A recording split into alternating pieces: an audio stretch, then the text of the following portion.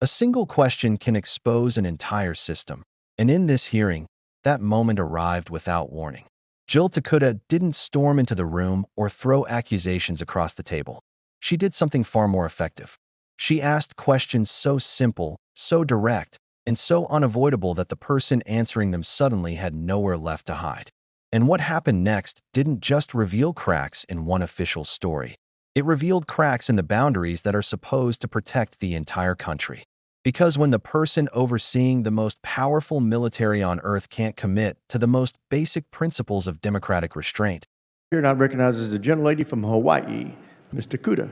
Thank you, Mr. Chair, and I agree we've had many performances today, but what we'd like is some answers. Mr. Secretary, did you invite Elon Musk for a briefing on war plans with China to the Pentagon? Yes or no is simple. There's been a lot of hyperbole and incorrect reporting around that situation, but we did invite Elon over to come talk to us generally, but there was no war plans being discussed. Okay, so whose idea was it to invite him to the Pentagon for a briefing? You mentioned you served at the pleasure of the president.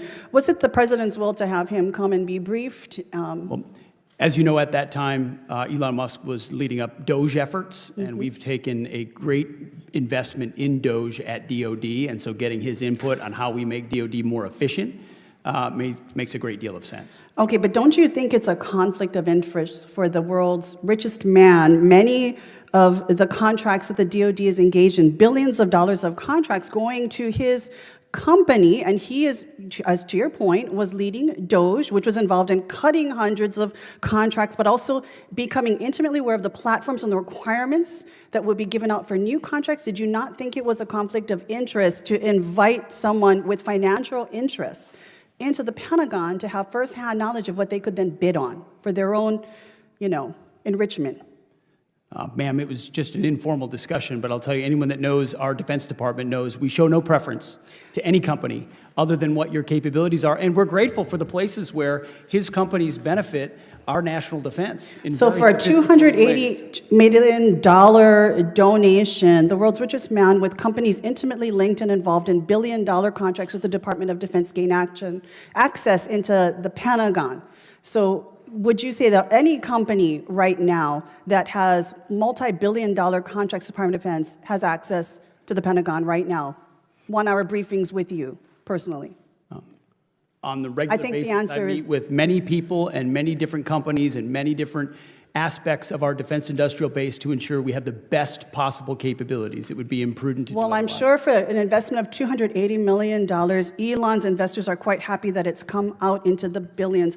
I want to jump questions right now. Mr. Secretary, on January 6, 2021, rioters and looters attacked federal law enforcement officials, vandalized and destroyed federal government property, and caused an estimated $2.7 billion in damages right here at the Capitol.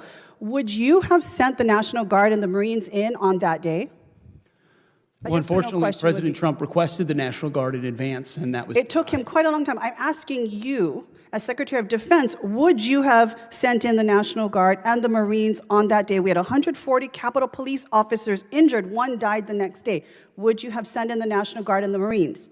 As I said, President Trump directed National Guard to be there in advance. And I think you can look at the record of how long it actually took for him to actually send them in. But it's good to hear that it sounds like you would have sent in the National Guard and the Marines on that day in which the insurrection was taking place right here at the Capitol.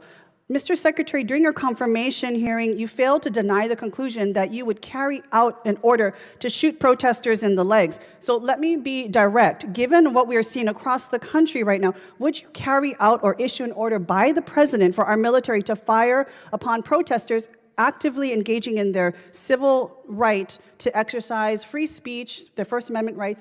Would you give that order from the president?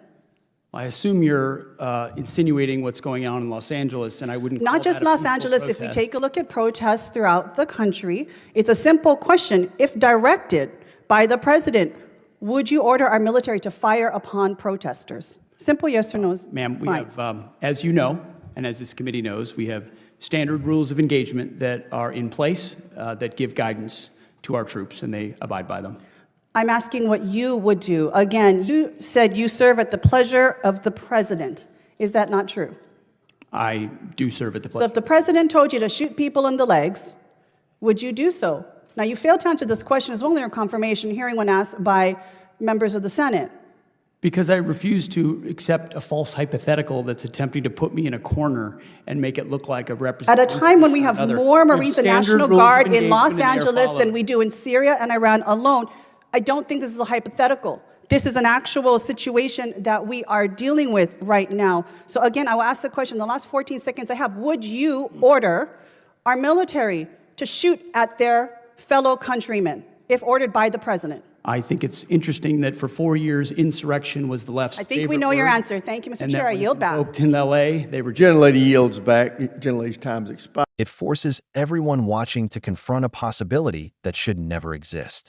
What happens when those who hold power can't, or won't, draw a line between lawful authority and blind obedience? Tokuda begins with something that should have been straightforward. She asks about a private meeting at the Pentagon involving the world's richest man. Not a contractor, not a general, not an official advisor, but a billionaire whose companies sit at the center of military technology, satellite networks, and global defense infrastructure. A man whose businesses profit from some of the largest contracts the government awards. She doesn't need drama to make her point. She just wants to know why someone with that level of financial stake was invited into one of the most sensitive buildings in the world for a briefing that officials later tried to frame as harmless. The secretary insists the conversation wasn't about war plans, wasn't about classified operations, wasn't even formal. He calls it a general discussion. But Tokuda doesn't buy the sanitized version of the story, and neither would anyone paying attention. Billionaires don't get general discussions inside the Pentagon. They get opportunities that ordinary contractors, rival companies, and everyday citizens will never have. And when he claims the purpose was to gather insights on efficiency and innovation, she zeroes in. Innovation isn't the problem. Influence is. When someone stands to make billions from the very programs being discussed, it's not just a meeting, it's an advantage. Even unverified chatter online has circled around this, suggesting that Musk's expanding defense portfolio makes any direct access to Pentagon leadership appear ethically tangled, whether officials admit it or not. Tokuda doesn't state these rumors as fact, but she knows the concerns aren't coming out of nowhere.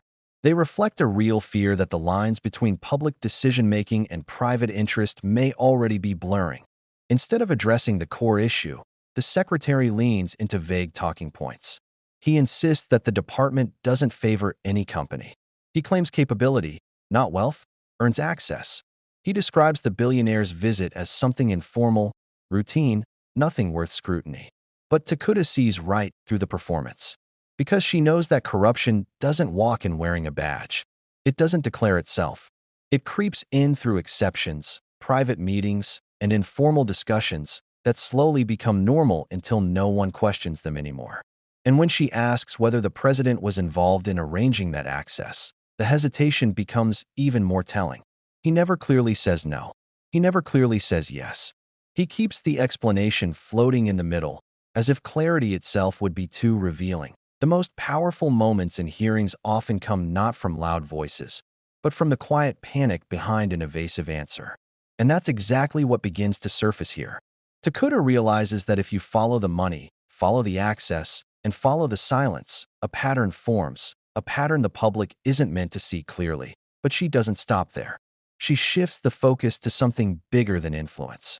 Something more immediate, more dangerous, and more defining. She moves to January 6th, not as a political talking point, but as a test of judgment. A moment when leadership mattered, when public institutions needed protection, when over 140 officers were injured and the Capitol sustained staggering damage.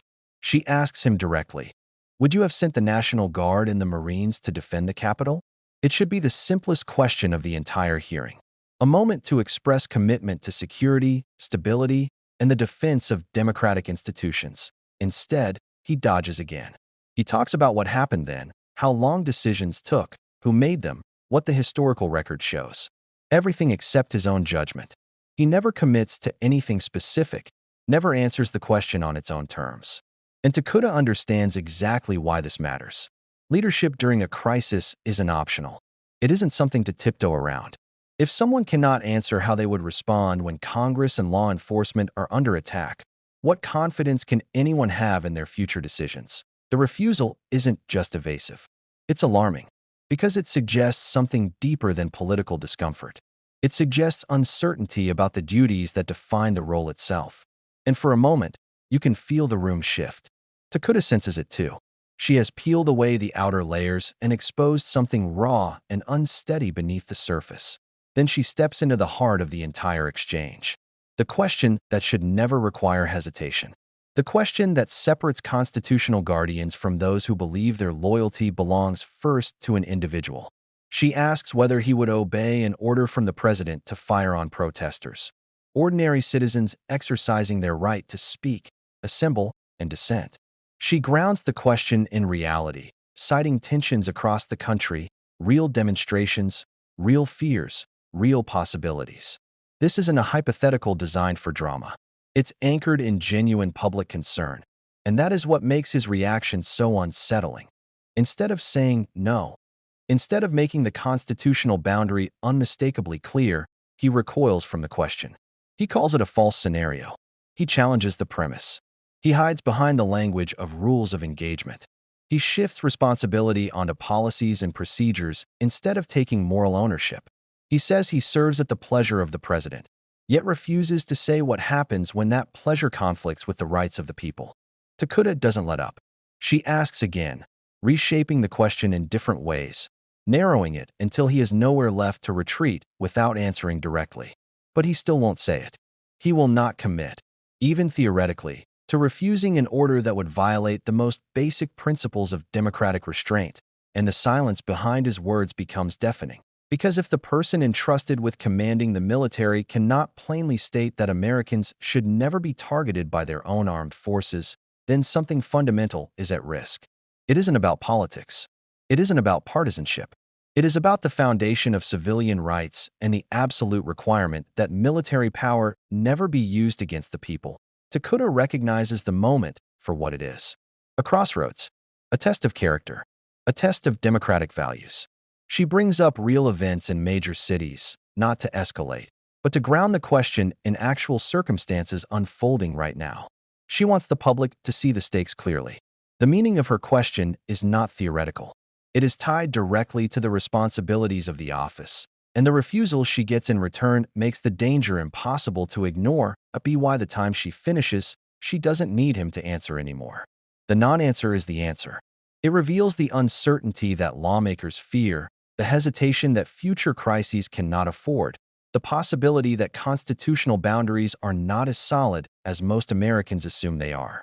And in that final moment, when Tokuda says, "I think we know your answer," the entire hearing crystallizes into something far larger than the conversation that took place, because what she uncovered wasn't just discomfort.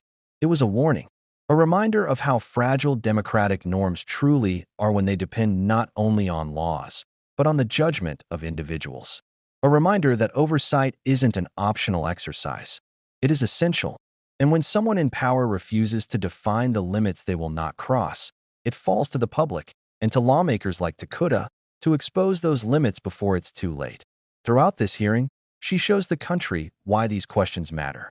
Not because they make headlines, but because they reveal the boundaries between public power and private influence, between accountability and avoidance, between a military that protects the people and one that could be misused against them. She forces the public to imagine scenarios they hope never come true, and exposes the uncertainty surrounding the individuals who might one day be responsible for preventing them. Even rumors, even unverified chatter, gain traction when leaders refuse clarity. When those in authority cannot affirm the most basic democratic principles, the vacuum they leave behind gets filled with speculation, concern, and questions that will not go away. And Tokuda uses this hearing to show something many Americans forget. Democracies don't survive on trust alone. They survive on transparency, restraint, and leaders who are willing to publicly define the lines they will never cross. This wasn't about embarrassing an official. It was about revealing whether the person responsible for safeguarding the nation's security could articulate the limits of his power. Whether he could reassure the public that no president, not now, not ever, could turn the military against peaceful citizens. And when that reassurance never came, it became clear why hearings like this matter more than the public realizes. Because authority without boundaries is a danger. Influence without oversight is a danger. Silence where there should be certainty is a danger. Tokuda made sure those dangers were no longer hidden beneath polite answers and scripted talking points. She showed that the strength of a democracy lies not in the power its leaders hold, but in the limits they are willing to place on themselves. And if you believe those limits matter, if you believe oversight matters as much as power, if you believe the public deserves answers, not evasions, then moments like this aren't just political theater. They're warnings worth paying attention to. If you want more deep dive breakdowns like this, stories that reveal what really happens behind the scenes, how power is used, and how it's challenged, make sure you subscribe, like the video, and turn on notifications so you never miss the next investigation. Your support keeps these conversations alive, and it ensures these moments don't get buried or forgotten.